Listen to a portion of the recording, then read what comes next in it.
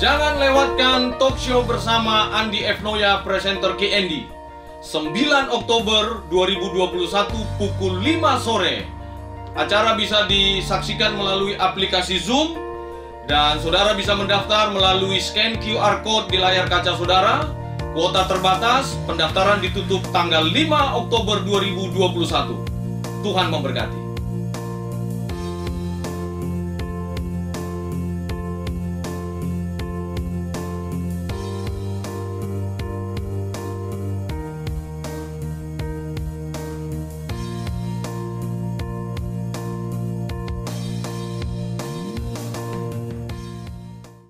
Shalom Bapak Ibu Saudara dikasihi Tuhan, selamat berhari Minggu. Kembali berjumpa dalam ibadah online GBI Rai 18 pada hari ini. Senang sekali bisa berjumpa dengan Bapak Ibu Saudara sekalian, dan saya percaya semua dalam keadaan baik dan sehat. Amin. Puji Tuhan. Kami juga menyambut selamat datang bagi Bapak Ibu Saudara yang baru pertama kali bergabung bersama dengan kami dalam ibadah online GBI Rai 18 pada hari ini. Selamat bergabung, dan kiranya Bapak Ibu Saudara dapat menikmati ibadah ini dan minggu yang akan datang dan seterusnya boleh bergabung dalam ibadah online yang ada. Puji Tuhan. Kami juga rindu memberkati Bapak Ibu Saudara para jemaat sekalian. Apabila Bapak Ibu Saudara membutuhkan pelayanan, dukungan doa, dan segala macam pelayanan jemaat, Bapak Ibu Saudara dapat menghubungi hotline service GBI Rai 18 yang tertera di layar Bapak Ibu Saudara sekalian. Puji Tuhan.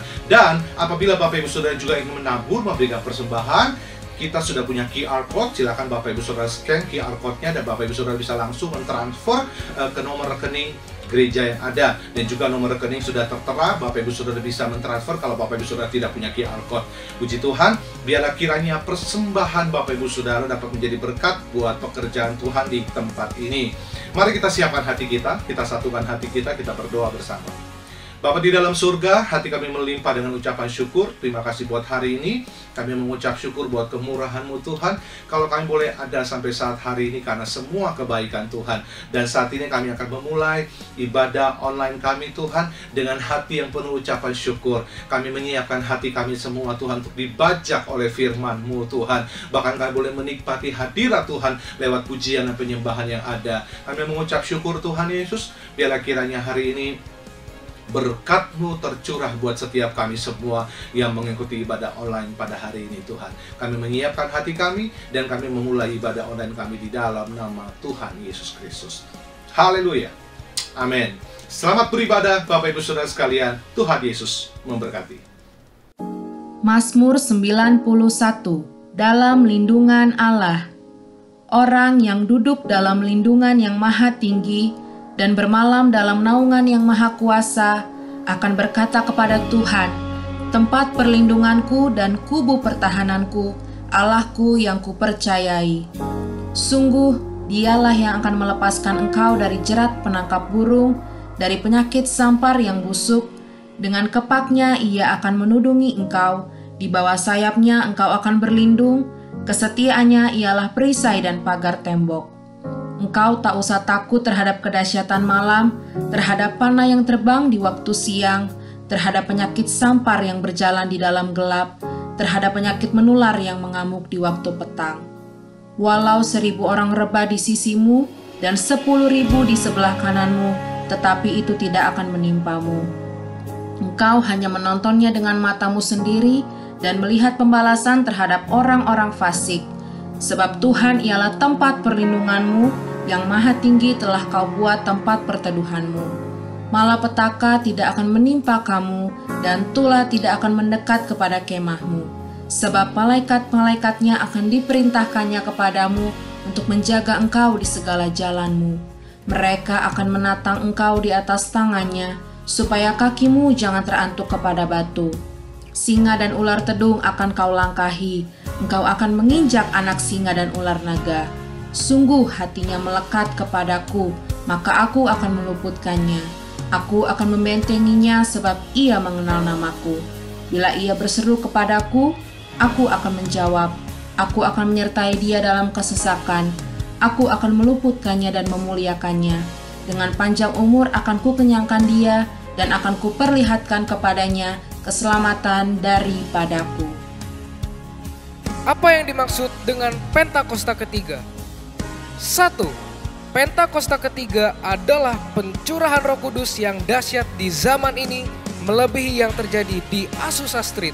2. Pentakosta ketiga akan mengakibatkan penuaian jiwa yang terbesar dan yang terakhir sebelum Tuhan Yesus datang kembali. 3. Pentakosta ketiga akan membangkitkan generasi Yeremia, yaitu anak-anak muda yang dipenuhi Roh Kudus, cinta mati-matian kepada Tuhan Yesus, tidak kompromi terhadap dosa, dan akan bergerak untuk memenangkan jiwa. 4.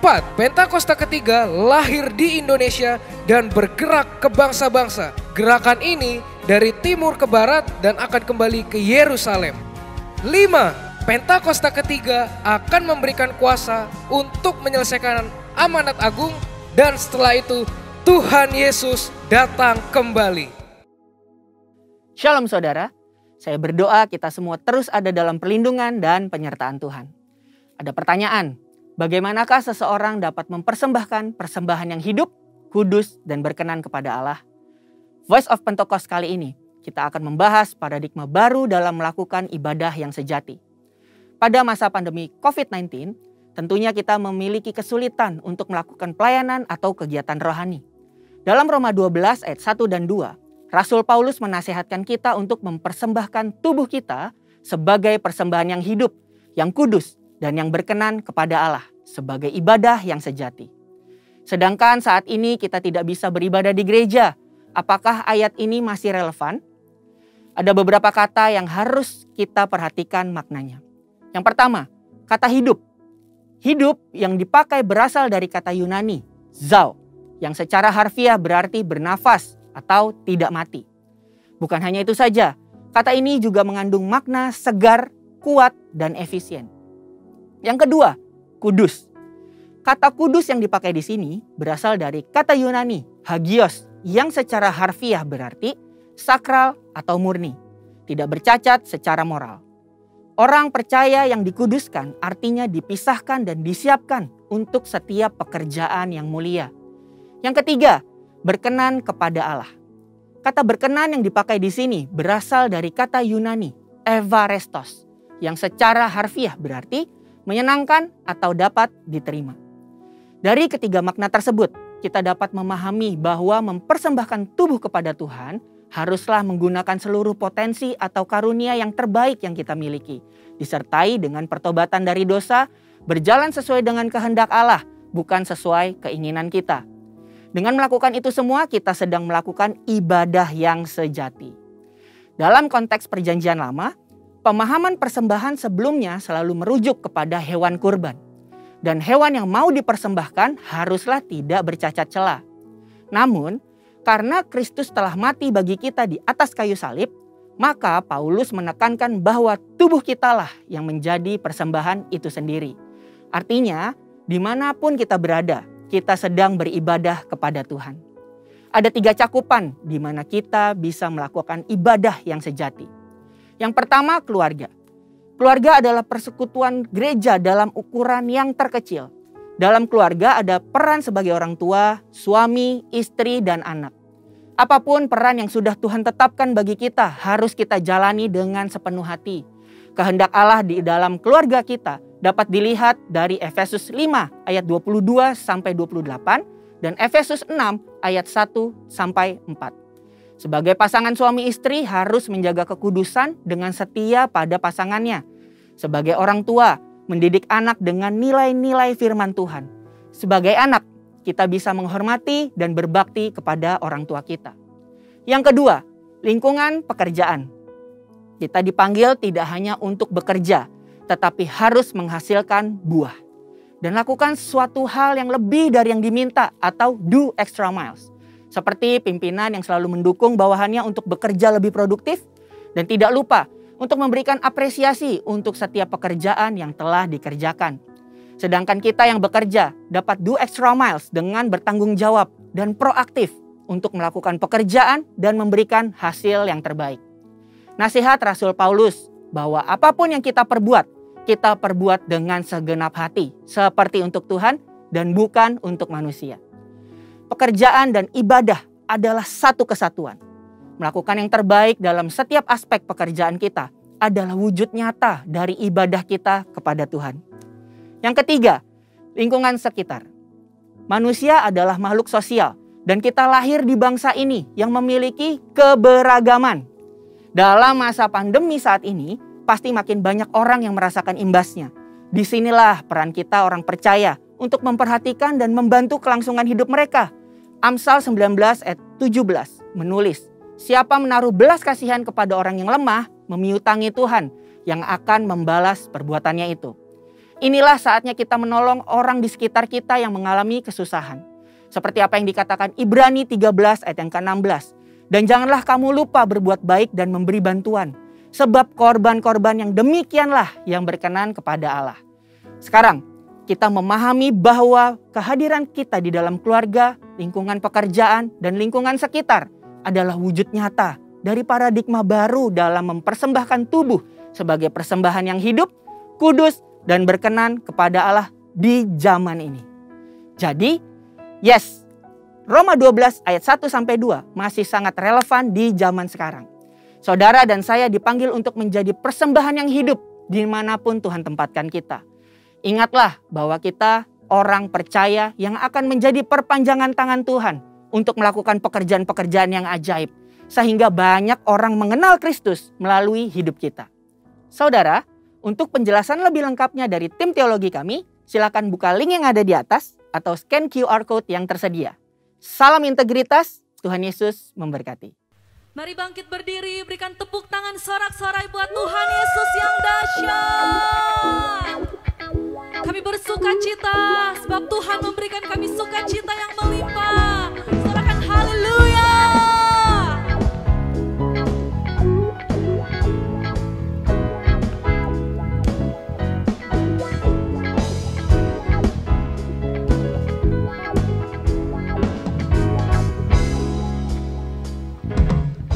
Takkan ku izinkan ketakutan, karena imanku pada Yesus Tuhan. Tak ada alasan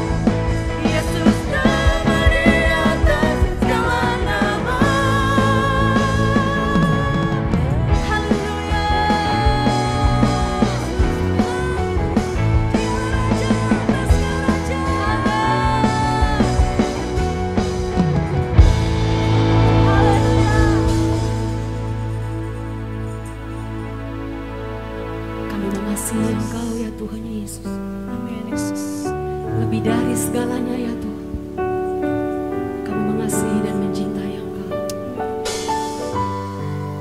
Kunamashikita kanamaya ralamaya ralama, uralabata kanamashe namako namashikita kanalabaya. Jesus. Lebih dari segalanya, ku perlukan Engkau Tuhan.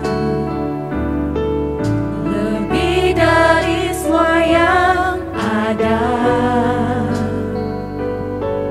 ku mengasihi-Mu Yesus.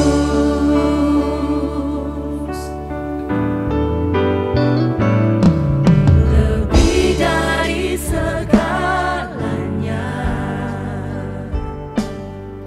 ku perlukan Engkau Tuhan. Lebih dari semua yang ada,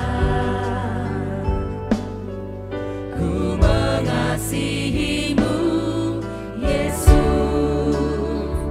Ku cinta Kau Yesus, ku cinta Kau Yesus. Lebih dari segala yang ada, ku cinta Kau Yesus. Cinta Kau Yesus, cinta Kau Yesus, cinta Kau Yesus. Lebih dari segala yang ada, ku cinta Kau Yesus. Mari sama-sama kembali naikkan pujian ini. Lebih dari segalanya, kami perlukan, ku perlukan Engkau Tuhan. Lebih dari semua yang ada, ku mengasihi-Mu Yesus. Ku cinta Kau Yesus, kami cinta Kau Yesus, cinta Kau Yesus. Ini hati kami Tuhan. Lebih dari segala yang ada, ku cinta Kau. Lebih lagi cinta Yesus, cinta Kau Yesus, cinta Kau Tuhan, cinta Kau Yesus. Lebih dari segala yang ada, ku cinta Kau Yesus. Mari sembah Dia, sembah Kau Yesus, sembah Kau Yesus. Kami menyembah Kau Yesus. Angkat tanganku kepadamu, ku sembah Kau Yesus.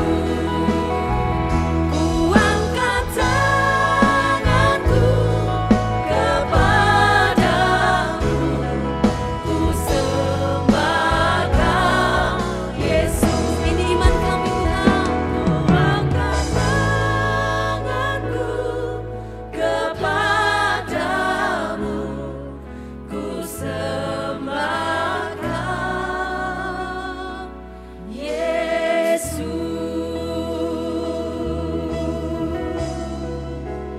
Lebih dari segalanya,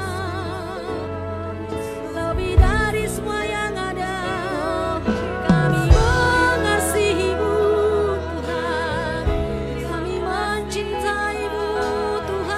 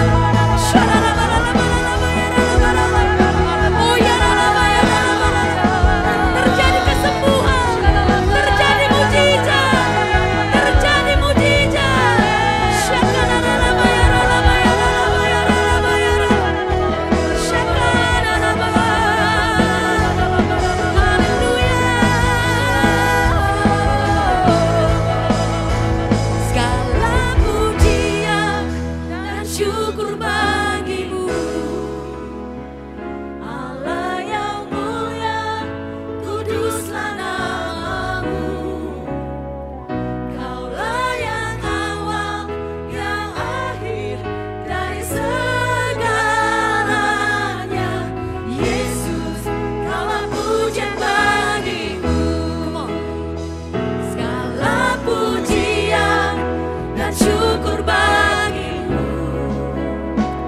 Allah yang mulia, kuduslah namamu. Kaulah yang awal, yang akhir, terpujilah Tuhan segalanya.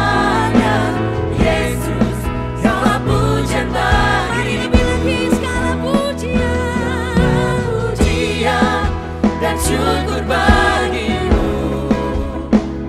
Allah yang mulia, kuduslah namamu. Kaulah yang awal, yang akhir dari segalanya. Yesus, segala pujian bagimu. Mari angkat tanganmu, katakan segala pujian dan syukur bagimu. Allah yang mulia, kuduslah namamu. Kaulah yang awal, yang akhir dari segalanya. Yesus, segala pujian bagimu. Kaulah yang awal, yang akhir dari segalanya. Yesus, segala pujian bagimu. Satu kali saudara. Kaulah yang awal, yang akhir dari segalanya. Yesus, segala pujian bagiku. Sorakan haleluya. Haleluya. Oh shikarala barashandara la barashandara. Oh takarala basyikara la barashandara. Bapak terima kasih buat hari ini. Kalau kami boleh memasuki bulan Oktober ini Tuhan. Di hari yang ketiga bulan ini kami datang di hadapan-Mu. Kami memuji, menyembah, meninggikan nama-Mu ya Tuhan. Biar pujian penyembahan yang kami naikkan di hadapan-Mu menyenangkan hati-Mu. Hati-Mu disukakan, hati-Mu disenangkan oleh pujian penyembahan dari umat-umat-Mu ya Tuhan. Dan dalam hadirat-Mu kami mau duduk diam Tuhan. Walaupun kami ada di rumah-rumah ya Tuhan. Dalam hadirat-Mu Tuhan. Kami mau belajar akan kebenaran firman-Mu. Biar Tuhan pewahyuan yang baru turun di tengah-tengah kami. Hikmat yang baru Tuhan. Bahkan urapan yang baru Kau berikan bagi setiap kami. Sehingga kami Tuhan boleh mengerti akan kebenaran firman-Mu. Di dalam nama Yesus dan urapi hamba-Mu. Nyatakan pewahyuan-Mu yang baru turun tengah-tengah kami. Dan urapi hamba-Mu. Di dalam nama Yesus kami siap menerima firman-Mu ya Tuhan. Haleluya. Amin. Puji Tuhan. Shalom Bapak Ibu yang saya kasihi. Kita bersyukur kita boleh memasuki bulan yang ke-10. Di mana bulan ini gereja kita Tuhan berikan tuntunan. Tema sepanjang bulan ini yaitu misi, saudara. Nah misi ini saudara, ya bukan sekedar misi-misi mau lewat, bukan saudara ya. Tapi misi ini adalah utusan kerajaan Allah untuk menyampaikan kabar baik di mana Tuhan menentukan kita. Jadi kita adalah utusan-utusan dan kita adalah orang-orang pilihan Tuhan yang akan diutus. Yang siap diutus, boleh katakan amin saudara. Nah jadi saudara, Injil adalah kabar baik tentang karya Yesus Kristus untuk menyelamatkan umat manusia yang berdosa. Yang setuju boleh katakan amin saudara ya. Injil meliputi kelahiran Yesus untuk menebus manusia dari kutuk dosa, kematian Yesus karena dosa-dosa manusia. Kebangkitan Yesus membuktikan bahwa ia hidup dan ia adalah pemegang segala kuasa. Kenaikan Yesus ke sorga untuk menyediakan tempat bagi manusia yang diselamatkannya serta kedatangannya kembali untuk menjemput umat tebusannya supaya tinggal bersama-sama dengan dia di dalam kekekalan untuk selama-lamanya. Yang mau nikmati boleh katakan amin. Nah saudara, kita akan baca ayatnya.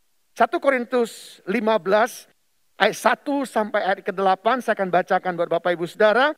Saudara punya Alkitab, saudara boleh buka, kita akan baca bersama-sama ya. Dan sekarang saudara-saudara, aku mau mengingatkan kamu kepada Injil yang aku beritakan kepadamu dan yang kamu terima, dan yang di dalamnya kamu teguh berdiri. Oleh Injil itu kamu diselamatkan, asal kamu teguh berpegang padanya, seperti yang telah kuberitakan kepadamu. Kecuali kalau kamu telah sia-sia saja menjadi percaya. Sebab yang sangat penting telah kusampaikan kepadamu, yaitu apa yang telah kuterima sendiri, ialah bahwa Kristus telah mati karena dosa-dosa kita sesuai dengan kitab suci. Bahwa ia telah dikuburkan dan bahwa ia telah dibangkitkan pada hari yang ketiga sesuai dengan kitab suci. Bahwa ia telah menampakkan diri kepada Kefas dan kemudian kepada ke-12 muridnya. Sesudah itu ia menampakkan diri kepada lebih dari 500 saudara sekaligus. Kebanyakan dari mereka masih hidup sampai sekarang, tetapi beberapa di antaranya telah meninggal. Selanjutnya ia menampakkan diri kepada Yakobus, kemudian kepada semua rasul. Dan yang paling akhir dari semuanya, ia menampakkan diri juga kepadaku. Sama seperti kepada anak yang lahir sebelum waktunya. Nah, saudara, kata Injil, apa yang diperkatakan oleh Paulus ini, saudara, dalam perjanjian baru diterjemahkan dari kata Yunani, yaitu Eugeliso. Eugeliso, saudara, dalam konteks Yunani, itu bersumber dari kemiliteran, saudara. Ada dua arti dari yang semula dari kata Eugeliso ini, saudara. Yang pertama adalah upah yang diberikan kepada pembawa berita kemenangan dari medan perang. Jadi orang yang membawa berita itu akan ada upah dari pemimpin-pemimpinnya, saudara. Yang kedua, saudara, Eugeliso ini adalah berita kemenangan yang juga disebut kabar baik. Nah, berdasarkan gagasan ini, istilah Eugeliso atau kabar baik kemudian dipakai oleh orang Kristen untuk menjelaskan berita tentang Yesus Kristus yang disebut Injil atau kabar baik tentang Yesus Kristus. Nah, di dalam kekristenan istilah Eugeliso digunakan untuk pengertian berita. Ya, berita yang dikaitkan langsung dengan pengorbanan atau karya Yesus Kristus yang menyelamatkan setiap manusia, saudara. Dan Rasul Paulus juga menuliskan tentang ini di Injilnya, ya, di Injil, saudara. Nah, prinsip fundamental dalam amanat agung Yesus Kristus adalah Injil harus diberitakan. Ya, sekali lagi, Injil harus diberitakan. Yesus berkata dalam Markus 16 ayat 15. Lalu ia berkata kepada mereka, pergilah ke seluruh dunia, beritakanlah Injil kepada segala makhluk. Istilah Yunani yang digunakan untuk kata beritakanlah Injil dalam ayat tersebut adalah kerusate. Kerusate itu, saudara, dalam bentuk aorist imperatif, saudara. Yang berarti memberitakan Injil adalah pekerjaan yang terus menerus. Continue. Tidak on off, saudara. Continue, terus menerus. Dilakukan dengan dan tidak boleh berhenti. Ya, itulah kerusate, saudara. Jadi terus menerus. Jadi penginjilan menuntut keberanian. Dan berpendirian teguh dalam kebenaran. Bahkan keadaan darurat, mungkin nyawa bisa taruhannya, saudara. Oleh itu siap untuk memberitakan Injil. Amin, saudara. Mari kita angkat pujian ini. Berikan kepada kami hati yang mengasihi. Berikan pada kami hati yang mengasihi, jiwa-jiwa yang belum.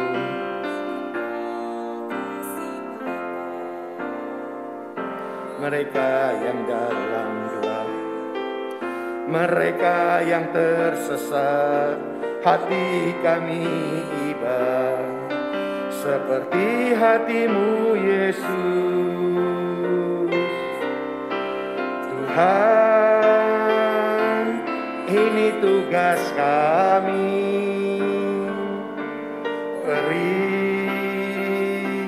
keberanian bagi kami. Taruhlah roh melayani dan menyenangkan hati Tuhan, itu yang kuingini. Yang mau katakan amin. Saudara, sebelum kita akan masuk, mengapa pertanyaannya ada, mengapa kita harus menginjil? Nah, sebelum kita membahas poin-poin ini, saudara, saya mau cerita ada satu kisah, saudara.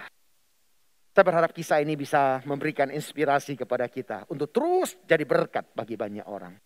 Ada satu keluarga hamba Tuhan, saudara, ada satu anak muda. Memang dia sudah ngerti bahwa memang dia dipanggil Tuhan untuk melayani sepenuh waktu di ladangnya Tuhan. Tapi anak muda ini berkata, enggak. Saya masih ingin sukses duniawi. Saya ingin mencapai karir dalam pekerjaan. Sehingga dia terus, saudara. Nah, suatu hari dia bawa mobil, saudara. Kecelakaan parah. Ya, kecelakaan yang cukup mengerikan. Dan akhirnya membuat anak muda ini giginya terbentur di mulut dan giginya patah semua. Dan kaki kanannya itu dari lutut ke bawah itu remuk. Dan tidak bisa dibetulkan kata dokter, tidak bisa disambung lagi. Dan satu-satunya jalan untuk menyelamatkan nyawanya harus diamputasi. Sehingga anak muda ini akhirnya kaki kanan dari lutut, saudara, ya ke atas sedikit sampai ke bawah, itu harus dibuang, saudara, kakinya. Sehingga dia harus pakai kaki palsu. Dan setelah itu dia sempat marah sama Tuhan. Kenapa kok jadi begini? Lalu puji Tuhan, dia dilayani dan akhirnya dia sadar. Nah, singkat cerita, anak muda ini sadar bahwa dia dipanggil Tuhan untuk melayani Tuhan. Akhirnya dia mulai membuka hati dan dia mulai masuk dalam pelayanan, saudara.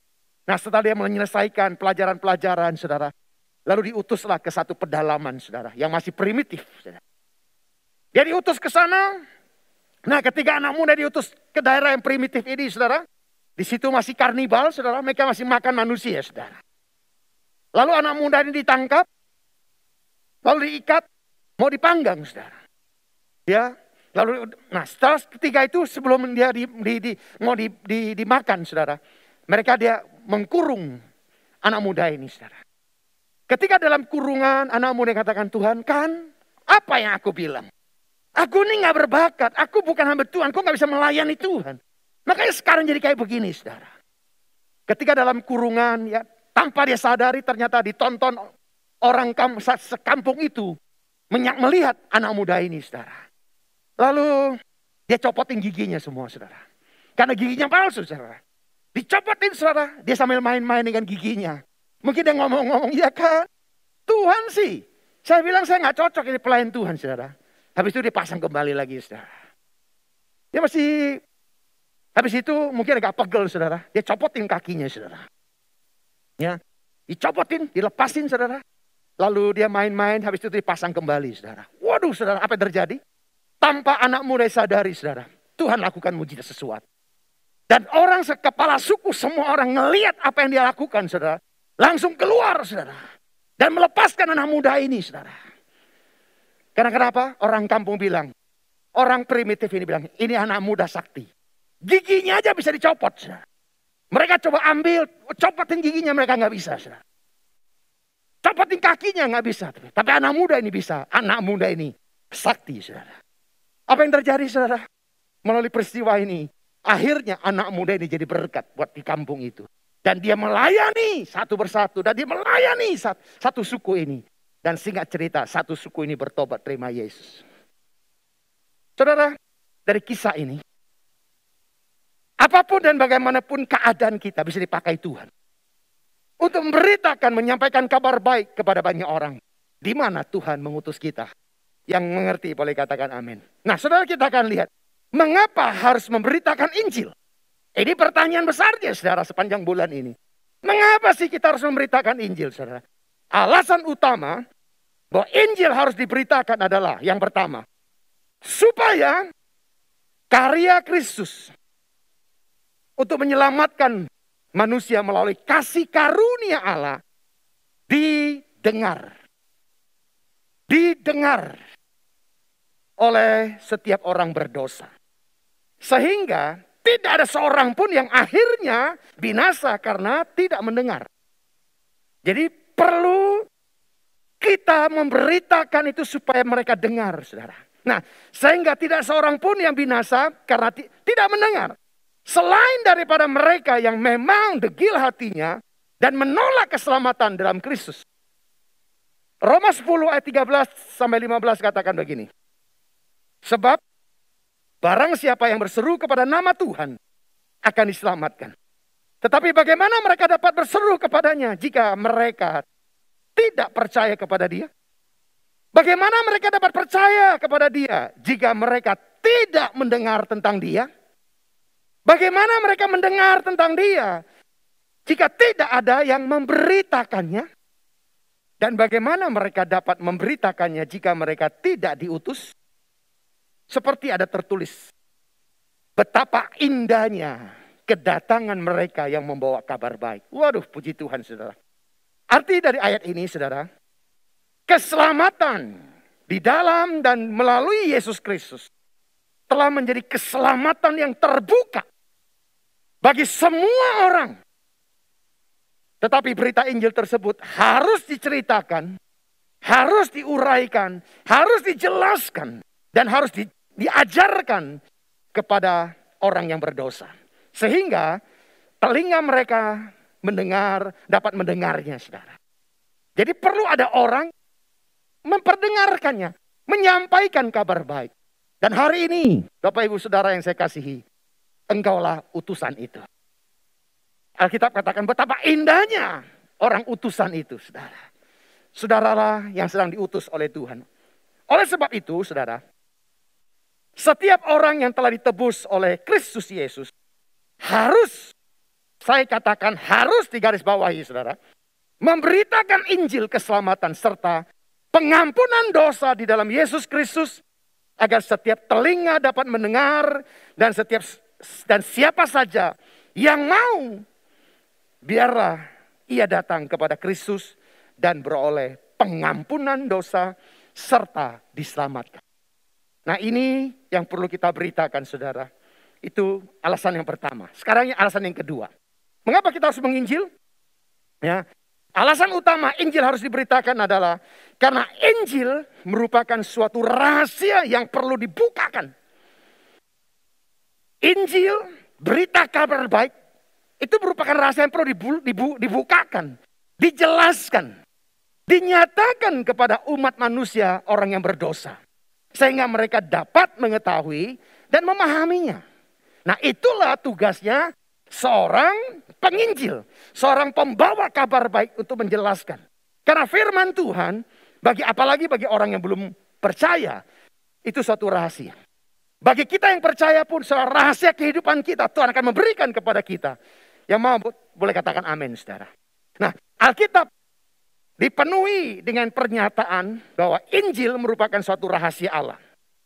Yang dipercayakan kepada orang-orang yang telah ditebus untuk dibuka atau dinyatakan kepada dunia yang berdosa. Saudara, dengarkan saya baik-baik. Hanya orang yang ditebus, yang hanya orang yang sudah diselamatkan, akan dibukakan rahasia-rahasia Allah, saudara. Jadi dengan kata lain, orang yang belum diselamatkan tidak akan dibukakan rahasia Allah. Tidak akan diberitahu, tidak akan dikasih tahu rahasia-rahasia Allah. Kalau saudara mau lebih mengerti lagi rahasia-rahasia Allah dinyatakan dalam hidupmu, sungguh-sungguhlah, terimalah pengampunan yang Tuhan sudah berikan dengan sungguh-sungguh, maka Tuhan akan berkarya dalam hidupmu. Kolose 1 ayat 25-28 katakan begini. Aku telah menjadi pelayan jemaat. Itu sesuai dengan tugas yang dipercayakan Allah kepadaku. Untuk meneruskan firman-Nya dengan sepenuhnya kepada kamu. Yaitu rahasia yang tersembunyi dari abad ke abad. Dari keturunan ke keturunan. Tetapi yang sekarang dinyatakan kepada orang-orang kudusnya. Kepada mereka Allah mau memberitahukan betapa kaya dan mulianya rahasia itu. Di antara bangsa-bangsa lain yaitu Kristus ada di tengah-tengah kamu. Kristus adalah pengharapan akan kemuliaan. Dialah yang kami beritakan apabila tiap-tiap orang kami nasihati. Dan tiap-tiap orang kami ajari dalam segala hikmat. untuk memimpin tiap-tiap orang kepada kesempurnaan dalam Kristus. Dan di 1 Korintus 4 ayat 1 juga katakan begini. Demikianlah hendaknya orang yang memandang kami sebagai hamba-hamba Kristus. Bapak Ibu, setiap kita orang yang percaya kepada Kristus adalah hamba-hamba Kristus yang kepadanya dipercayakan rahasia Allah. Orang-orang yang hamba-hamba Tuhan, orang-orang yang sudah menerima keselamatan itu akan diberikan kepercayaan rahasia Allah dalam hidup kita, saudara. Bahkan Injil merupakan suatu rahasia Allah dalam arti tidak semua umat manusia mengetahuinya dan tidak semua yang dapat memahaminya. Namun rahasia itu dipercayakan oleh Allah kepada umat tebusan Allah, yaitu orang yang sudah percaya dan diselamatkan. Tolong garis bawahi saudara, yang sudah percaya dan diselamatkan. Orang-orang seperti itu akan terus menerima rahasia Allah dibukakan dalam kehidupannya saudara. Setiap orang yang telah dibaptis, telah percaya kepada Kristus, punya tugas. Kita punya tugas untuk pergi dan memberitakan rahasia tersebut kepada orang-orang berdosa. Agar mereka pun mengetahui bahwa ada keselamatan di dalam satu nama, yaitu Yesus Kristus.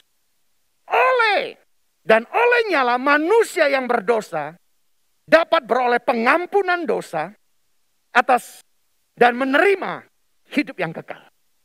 Dan ini tidak bisa diselesaikan oleh manusia sendiri. Untuk pengampunan dosa perlu percaya kepada Kristus. Hanya karena Yesuslah yang bisa mengampuni semua dosa-dosa dan menerima hidup kekal untuk selama-lamanya. Yuk kita angkat pujian ini. Jadikan aku bait suci.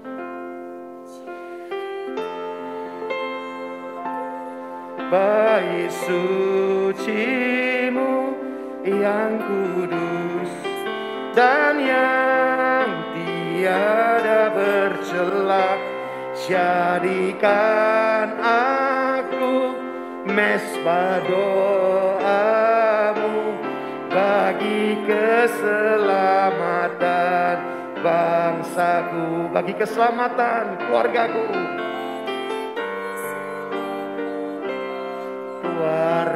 bagi keselamatan kotaku.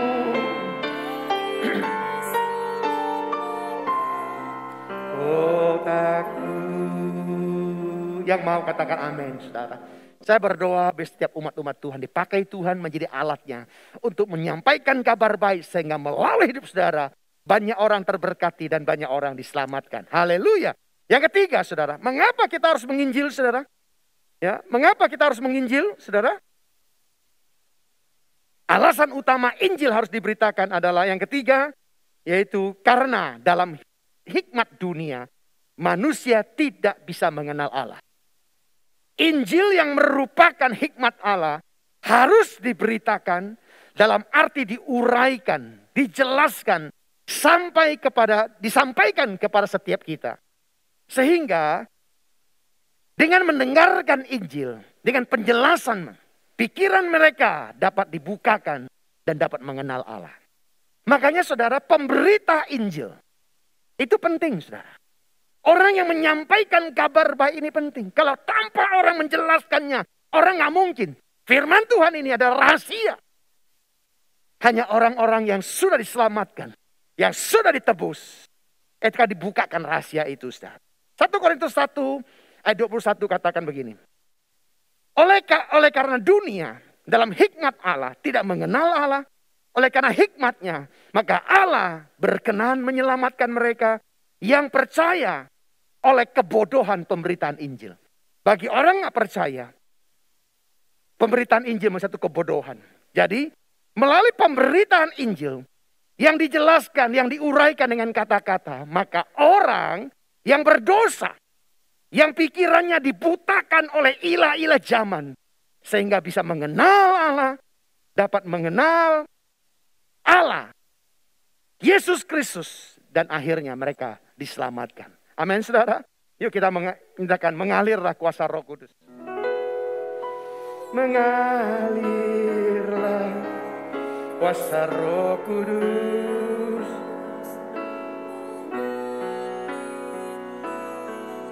Di tempat ini mengalirlah,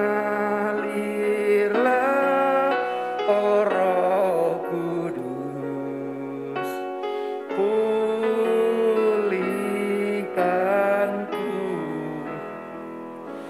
Mengapa kita harus menginjil, saudara? Alasan yang keempat adalah karena iman yang menyelamatkan orang berdosa timbul dari pendengaran akan Injil.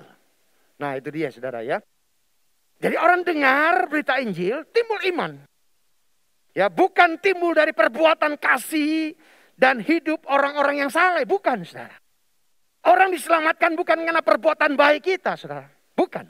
Tapi karena mendengarkan berita Injil.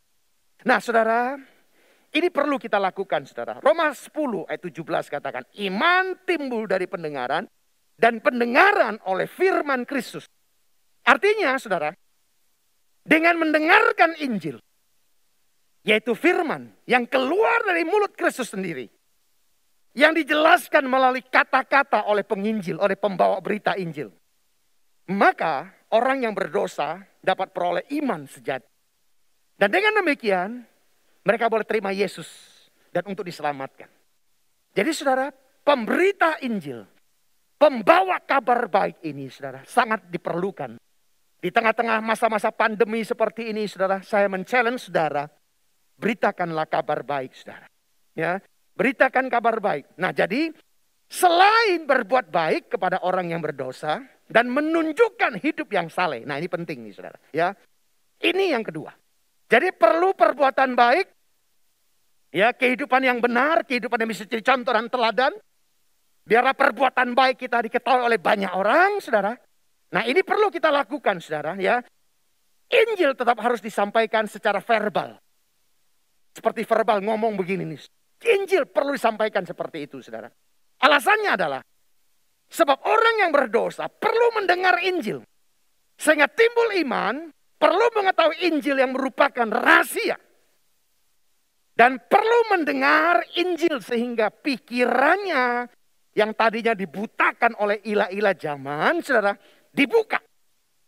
Ada selaput yang menghalangnya dicabut oleh Tuhan.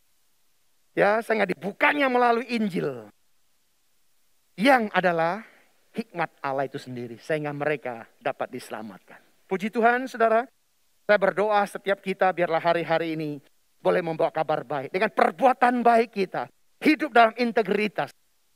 Kita memperlihatkan kehidupan kita menjadi suratan yang terbuka bagi banyak orang. Sehingga melalui setiap kita. Nama Tuhan Yesus dipermuliakan dan banyak jiwa-jiwa diselamatkan. Puji Tuhan saudara, kita akan siapkan diri kita sekaligus masuk dalam perjamuan kudus. Kita angkat pujian ini, dengan darah-Mu Kau tebus dosaku.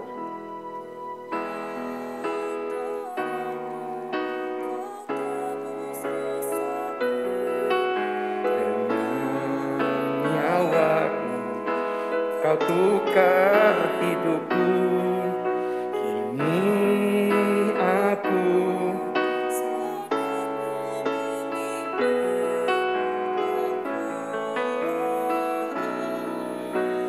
panggil nama Yesus.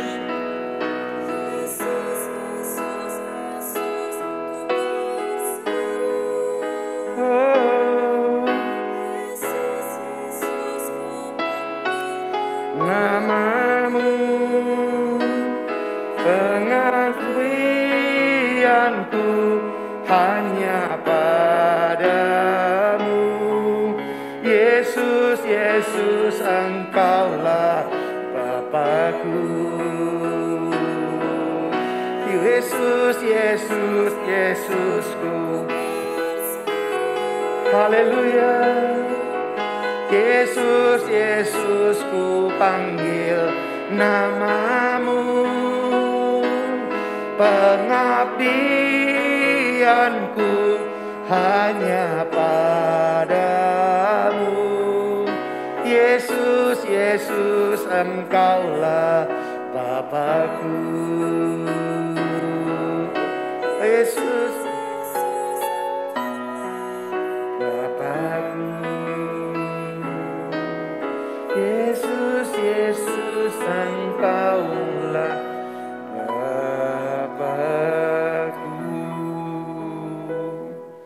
Mari Bapak Ibu kita siapkan diri kita untuk masuk dalam perjamuan kudus. Haleluya. Sebelumnya saudara kita terima tubuh dan darah Yesus. Mari saudara masing-masing, firman Tuhan katakan, setiap kali kamu makan roti ini dan minum cawan ini, kamu memberitakan kematian Tuhan sampai ia datang. Jadi barang siapa dengan cara yang tidak layak makan roti dan minum cawan Tuhan, ia berdosa terhadap tubuh dan darah Tuhan. Mari saudara, kalau masih ada hal-hal yang perlu dibereskan, kalau masih ada dosa, masih ada pelanggaran yang kita lakukan, saudara masing-masing berdoa di depan Tuhan. Mari saya berikan kesempatan saudara, mari masing-masing berdoa. Tuhan ampuni, Tuhan ampuni. Ampuni Tuhan Yesus, ampuni setiap kami Tuhan. Ampuni ya Tuhan segala dosa dan pelanggaran kami. Kau dengar seruan umat-umat-Mu Tuhan. Ampuni Tuhan Yesus, ampuni Tuhan, ampuni. Ampuni Tuhan, sucikan, kuduskan hidup kami dengan kuasa darah Yesus. Darah-Mu menyucikan dan membasuh hidup kami di dalam nama Yesus Tuhan. Terima kasih Tuhan sehingga kami boleh layak makan dan minum sehidangan dengan Engkau sendiri. Tuhan terima kasih buat pengampunan yang Engkau sudah berikan di dalam nama Yesus. Sucikan roti dan anggur dengan kuasa darah-Mu sehingga roti ini benar-benar jadi tubuh-Mu. Dan anggur ini benar-benar jadi darah-Mu. Ketika kami makan dan minum menjadi kekuatan yang baru dalam hidup kami. Di dalam nama Yesus Tuhan. Haleluya. Mari saudara pegang roti dengan tangan kananmu dan angkat tinggi kepalamu. Ini adalah tubuh Tuhan Yesus. Sebab apa yang telah kuteruskan kepadamu telah kuterima dari Tuhan. Yaitu bahwa Tuhan Yesus pada malam waktu ia diserahkan. Mengambil roti dan sesudah itu ia mengucap syukur atasnya. Ia memecah-mecahkannya dan berkata, inilah tubuhku yang diserahkan bagi kamu. Perbuatlah ini menjadi peringatan akan aku. Saudara kasih Tuhan, bukankah roti yang kita pecah-pecahkan adalah persekutuan dengan tubuh Kristus? Mari kita makan di dalam nama Yesus.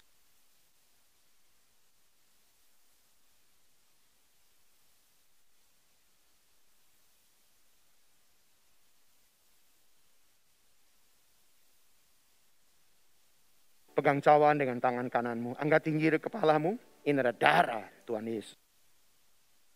Demikian juga ia mengambil cawan sesudah makan lalu berkata, cawan ini adalah perjanjian baru yang dimeteraikan oleh darahku.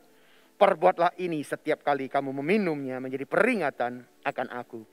Saudara dikasih Tuhan, bukankah cawan pengucapan syukur yang atasnya kita ucapkan syukur adalah persekutuan dengan darah Kristus? Mari kita minum di dalam nama Yesus.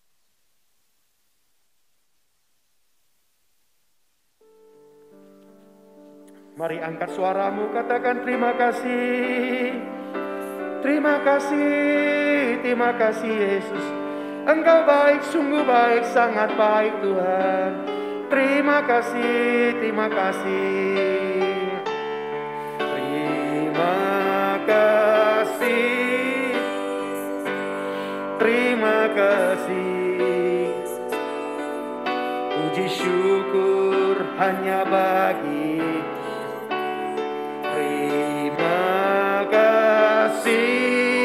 Yesusku, terima kasih. Puji syukur hanya bagi puji syukur.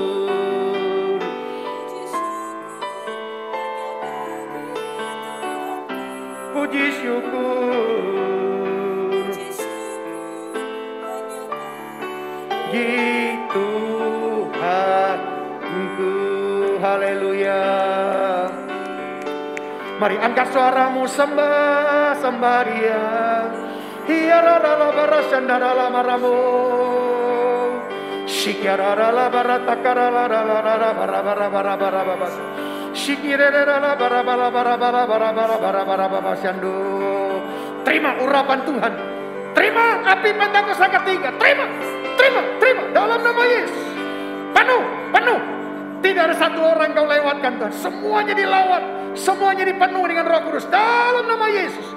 Oh, shikarala barasandara baratakara bara. Oh, Yesus, mujizat Tuhan sang terjadi. Terobosan-terobosan baru terjadi dalam nama Yesus. Urapi Tuhan, urapi setiap anak-anak-Mu Tuhan. Dimanapun anak-anak-Mu berada saat ini.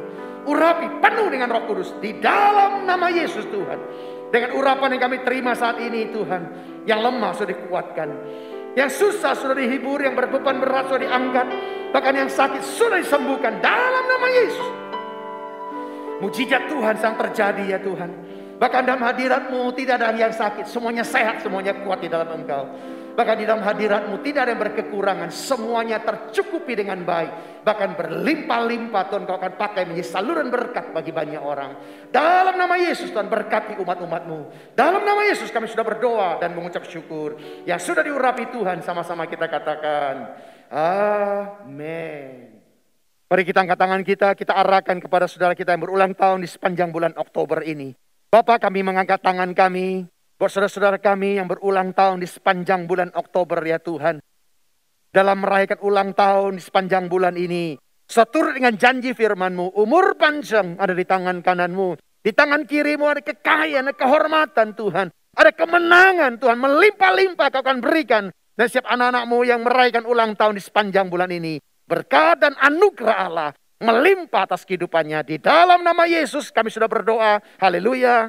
Amin. Mari Bapak Ibu kita bawa persembahan kita. Persepuluhan yang Tuhan titipkan kepada kita. Mari kita kembalikan ke rumah Tuhan secara baik. Supaya berkat-berkat dan janji-janji Tuhan tergenapi dalam setiap kita. Mari saudara boleh transfer. Dan saudara yang mau menerima persembahan. Mari kita angkat persembahan kita. Kita akan berdoa. Bapak, ini milik-Mu, persepuluhan yang Kau titipkan dalam diban kami. Kami akan kembalikan ke dalam rumah-Mu. Persembahan yang terbaik Tuhan. Kami hari ini tidak datang dengan tangan hampa Tuhan. Tapi apa yang Saudara Kau memberi dalam hidup kami akan persembahkan untuk hormat kemuliaan. Kami memberi yang terbaik untuk hormat kemuliaan nama-Mu. Di dalam nama Yesus kami siap memberi. Di dalam nama Yesus kami sudah berdoa. Haleluya. Amin.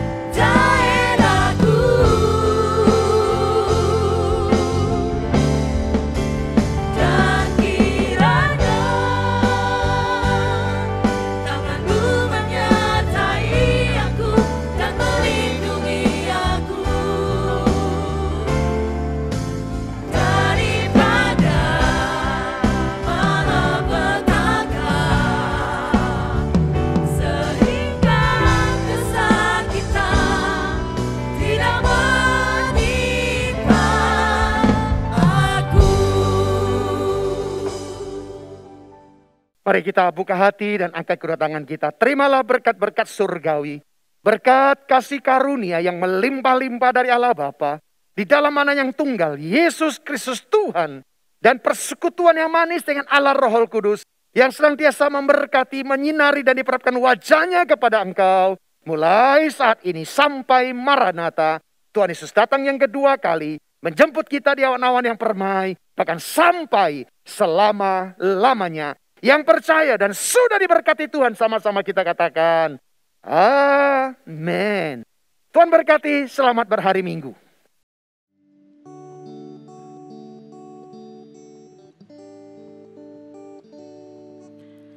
You are forever in my life. You see me through the seasons. Cover me with your hand and lead me in your righteousness, and I look to